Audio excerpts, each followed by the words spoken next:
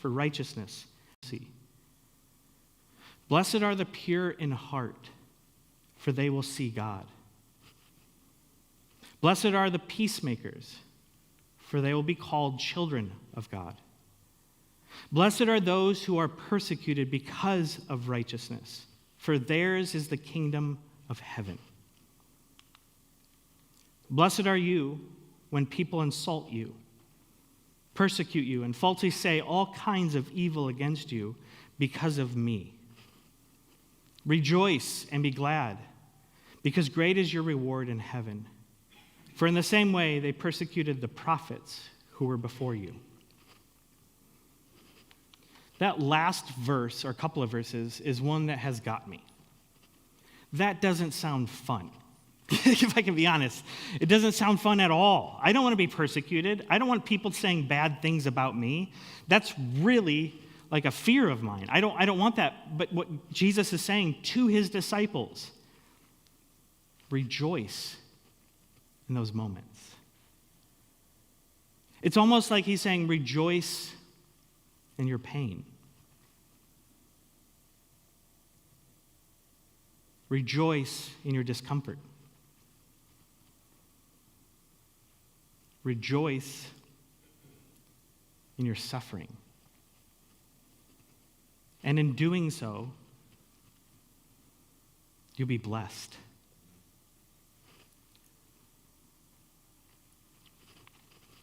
What I think is happening here with the Beatitudes, if I can say this, the Beatitudes begin with presence. What's really happening is the Beatitudes, it's an announcement that God sees you.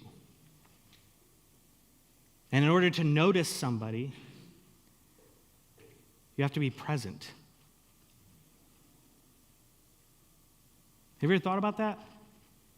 You ever thought about God noticing you? Not just on a good day, not just when everything's going right, but it's like especially in the moments doesn't. And you know what Jesus says? Blessed are you. Blessed are you. Can we just take that in for a moment?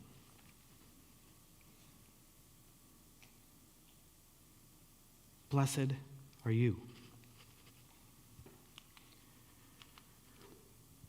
The Beatitudes begin with presence.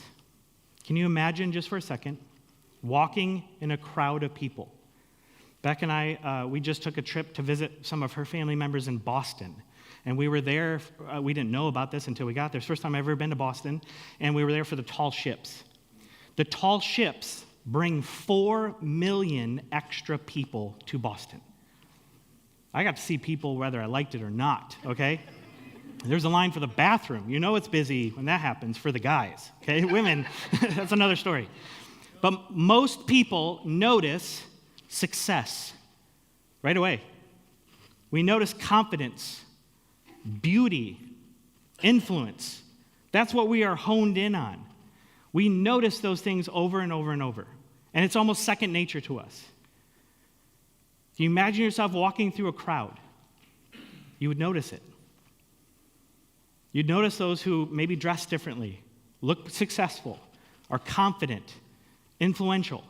And some of us, we may not even admit that that annoys us, but we're still noticing it. I can't stand people with all this money, the way they act. We're noticing it. That's what we're noticing. That's what we're honed in on. But the Beatitudes begin with presence. And Jesus notices in a crowd sadness, loneliness, humility, quiet faithfulness. Jesus notices our heart.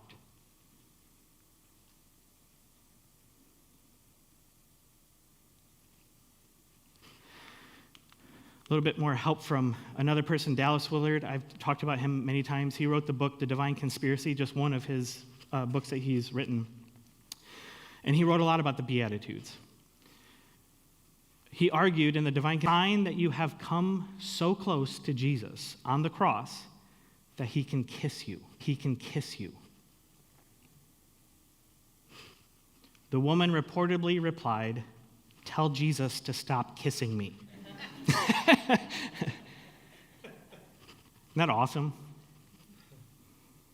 Tell Jesus to stop kissing me. But when I think about the phone, when I think about technology, I feel like this is our like desire, our attempt to tell Jesus to stop kissing us.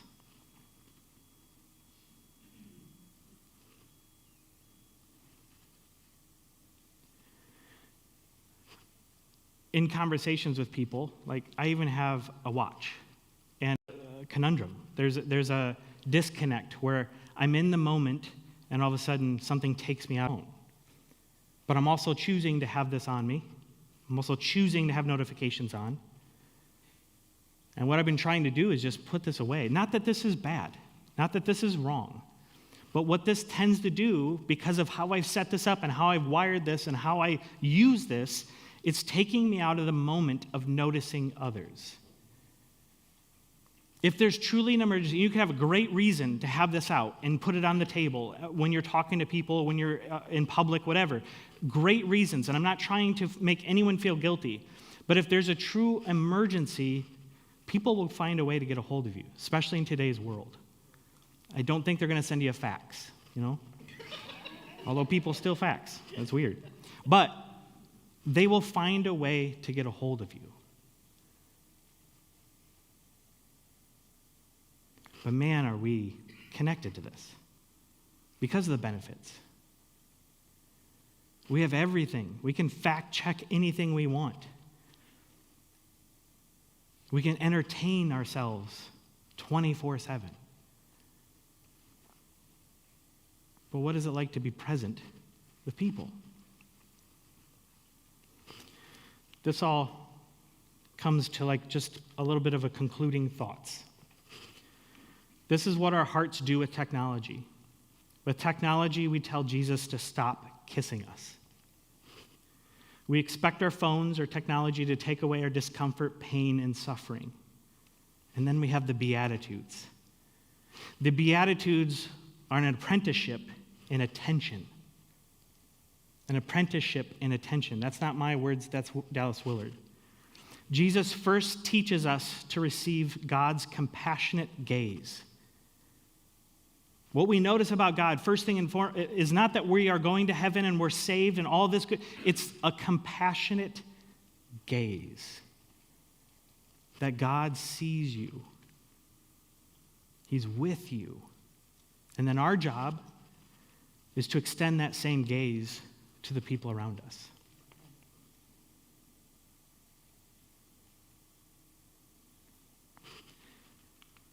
There's one more story that I want to share. Dr. Peter Kreeft, which I mentioned earlier with some of the influence with the Beatitudes and understanding, he's a professor. He's 89, and he's still a professor. He was interviewed recently, and the interview was like 2 hours long. Hilarious, great, amazing.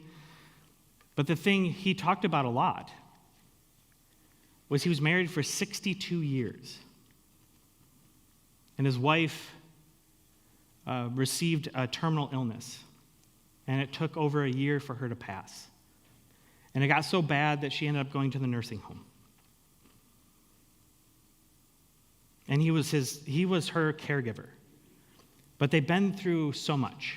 62 years of marriage. He's showing up every day.